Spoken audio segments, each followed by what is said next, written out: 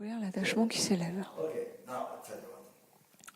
Donc maintenant, je vais vous dire une chose sur la base, donc l'ignorance exagère. Et c'est pour cela que quand vous êtes en colère, immédiatement, pensez au jeu.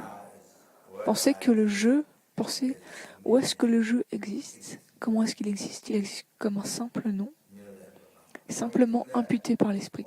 Et quand vous pensez cela, alors la colère disparaît. Pourquoi la colère disparaît?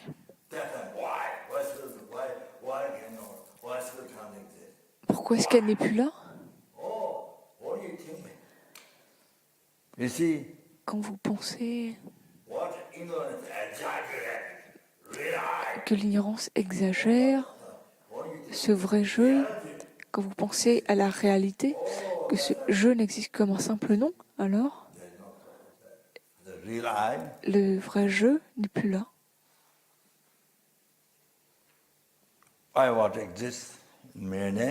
Comme il existe comme étant un simple nom, c'est tellement subtil, donc en conséquence, la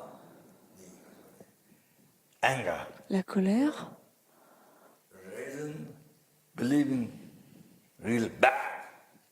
la raison de croire que c'est vraiment mauvais, ça vient de l'ignorance. Donc il n'y a plus de place pour cela. Ce que croit la colère, l'objet auquel croit la colère, il n'est plus là. Il n'est plus là, donc la colère n'est plus là, la colère est partie.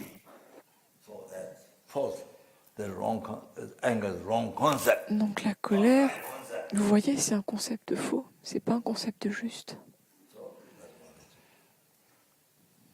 Donc ça c'est une preuve. Donc c'est la même chose avec le désir. C'est comme le désir est incontrôlable, c'est comme une montagne qui nous tombe dessus, qui nous presse dessus, qui nous écrase. Mais si on pense au jeu qui est simplement imputé, alors ça disparaît. Ça prouve que c'est un concept faux, que le désir est un concept faux, que ça vient de l'ignorance, qui exagère. Donc c'est une hallucination, qui est créée sur la base de l'ignorance. Et ensuite, pensez aussi, si c'est correct, si la vue de l'attachement, de la colère était correcte, alors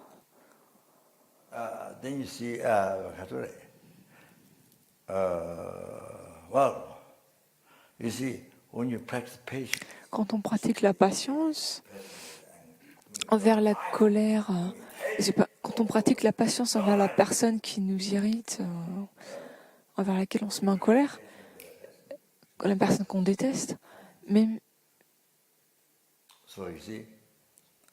quand on pratique la patience, en fait, la personne qui nous irrite vraiment, elle devient tellement bonne, tellement positive. On pratique ce que le maître, le Bouddha nous a enseigné, on pratique la patience, on voit cela.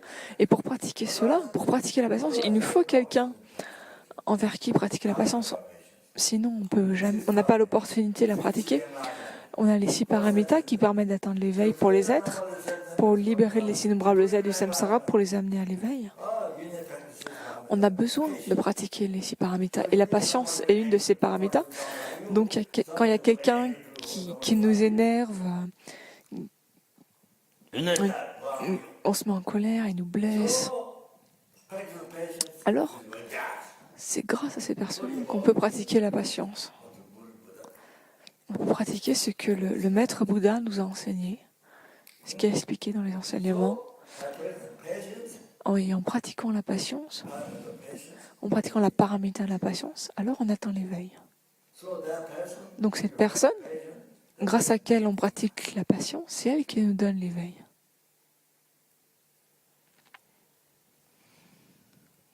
the peerless happiness, le bonheur insurpassable,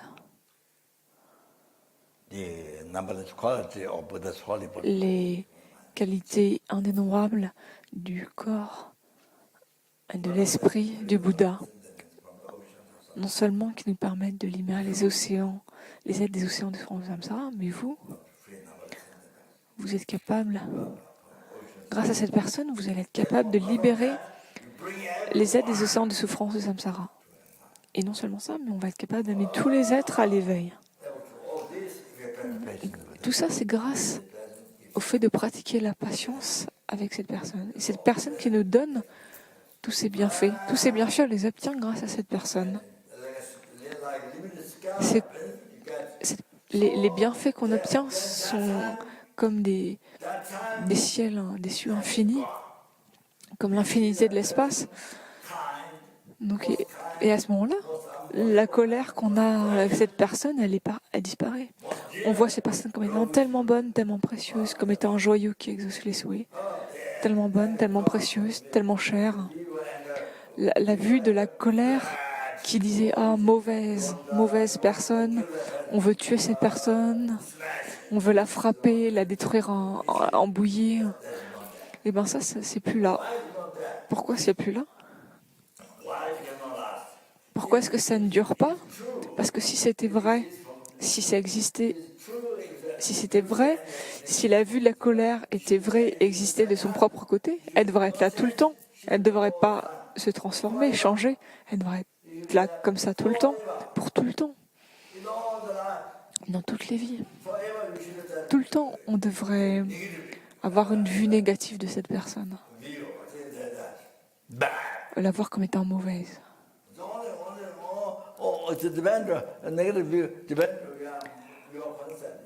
Donc cette vue négative dépend de notre esprit, de notre vue. Et une fois qu'on a généré de la patience sur cette personne, cette vue de la colère n'est plus là. Alors que si cette vue était vraie, parce que quand on est en colère, on croit que c'est vrai. On croit que c'est vrai, que ça existe de son propre côté. Mais si c'était vrai, alors ça devrait être tout le temps comme ça. Ça ne devrait pas bouger, pas se transformer. Pour tout le temps, ça devrait être mauvais pour nous dans les vies passées, futures, sans changer. Mais vous voyez que quand votre esprit change, alors, la prochaine instant, la colère elle est plus là, elle a disparu, complètement disparu. Donc ça veut dire que, comme je l'ai dit, que l'éveil est entre vos mains, l'enfer est entre vos mains, se libérer de l'enfer, c'est entre vos mains.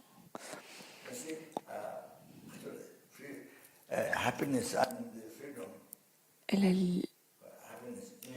la liberté, le bonheur est entre vos mains. Ça dépend de ce que vous faites avec votre esprit. Vous comprenez ça? Ça, c'est ce que montre le bouddhisme. Et on a la liberté complète et entre nos mains. Tout vient de notre esprit. Et si vous savez quoi faire avec votre esprit, alors tout peut devenir positif si vous savez comment transformer votre esprit et le rendre positif. Donc, vous pouvez vous libérer des concepts faux. Donc, au moment où il y a la colère, on croit « Ah, c'est vraiment vrai ». Ça paraît vraiment vrai de l'objet. Mais si ça, c'était vrai, ça devrait être tout le temps comme ça, sans changer.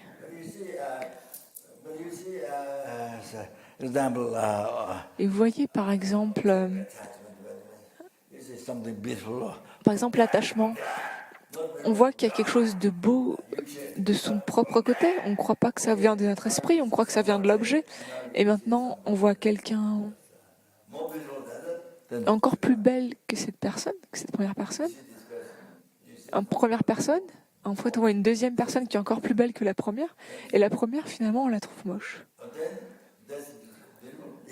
L'autre, elle est encore plus belle. Peut-être qu'il y a encore une troisième personne qui est encore plus belle et l'autre, elle devient moche. Donc c'est pas vrai du tout, en fait. Votre attachement, ce que vous dit votre attachement, que ça vient de la personne, solo kumbu. Je suis, je fais une comédie du solo kumbu, hein. Je suis comme un comédien du solo kumbu. Not true. Donc, donc ce que ça prouve, c'est que c'est pas vrai. Ça, il nous faut comprendre que la vue de l'attachement est fausse. So if it's somebody more beautiful, actually, Parce que s'il y a quelqu'un de plus beau, on voit que l'autre personne, finalement, elle devient moche. Et on voit quelqu'un de moche, mais après on voit quelqu'un d'encore plus moche. Alors la première personne, finalement, on dit, ah, elle est pas moche finalement. Finalement, elle est belle.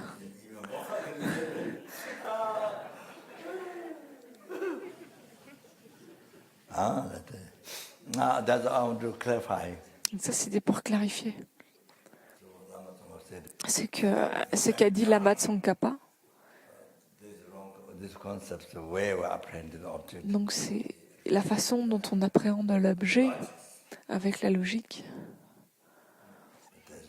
mistaken, wrong. Avec la logique, on prouve que cette façon d'appréhender l'objet est fausse. Oh, so you see, after this, sorry, after this, so Donc désolé, après ça, il y a encore, on rajoute encore une hallucination là-dessus, on devient encore plus fou. C'est comme ça que ça se passe. okay, now that's what Et après, il y a toutes les perturbations qui en découlent, la fierté, etc.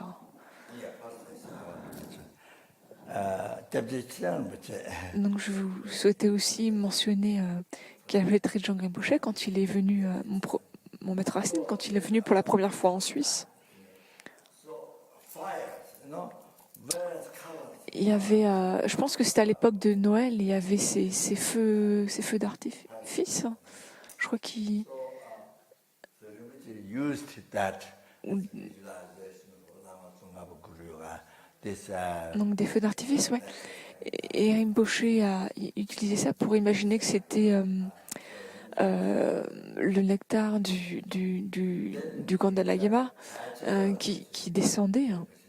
En fait, comme quand on récite le Mitsema, et il utilisait ces feux d'artifice pour faire cette visualisation.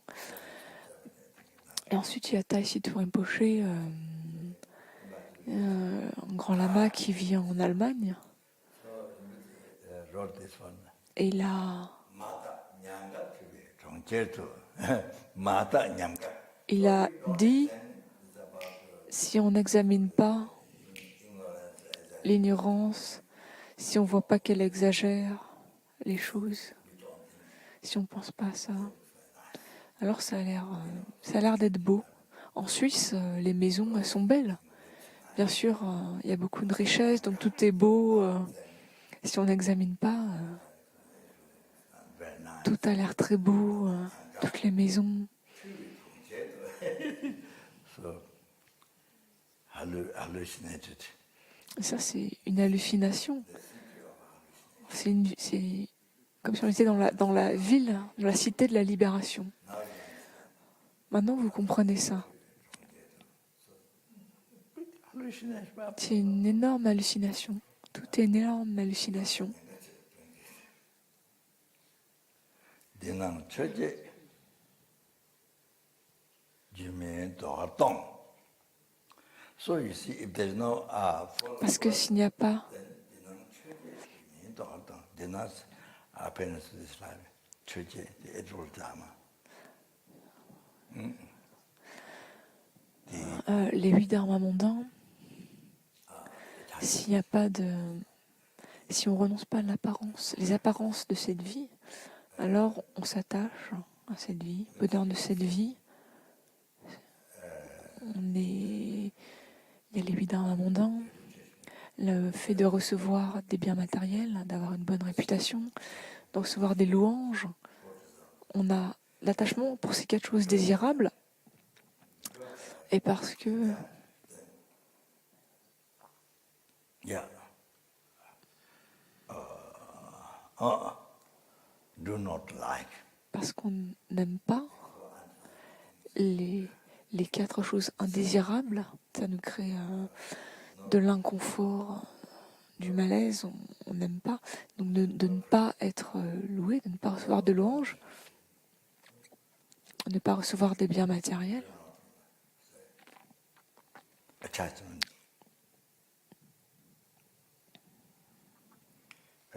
These 4 undesirable things.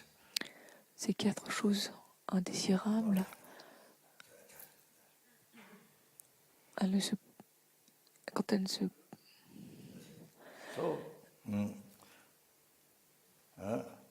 So, less attachment for desire. Ce qui se passe, c'est quand on a moins d'attachement pour les choses indésirables, pour qu'elles ne se produisent pas. Less worry, less upset. Si on a moins d'attachement, alors il y a moins d'inquiétude.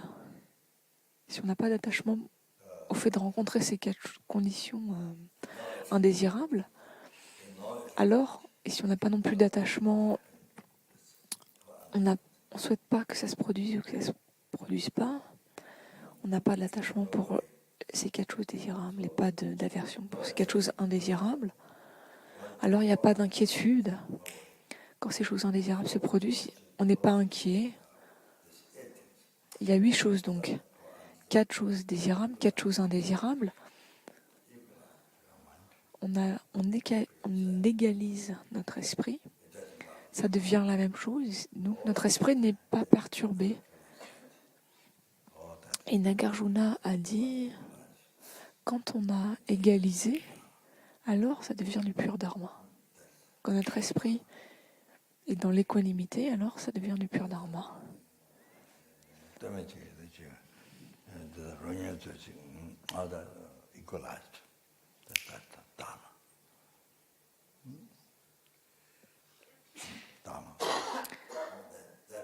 Quand c'est égalisé, ça devient du dharma, du pur dharma, du saint dharma.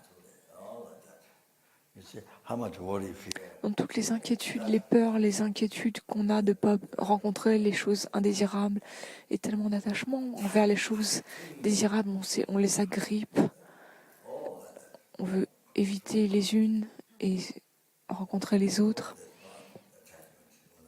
Et quand on s'est défait de l'attachement, on a renoncé. Une fois que on a renoncé à ces choses-là, il n'y a plus d'attachement, on est libéré. Ça, c'est le premier.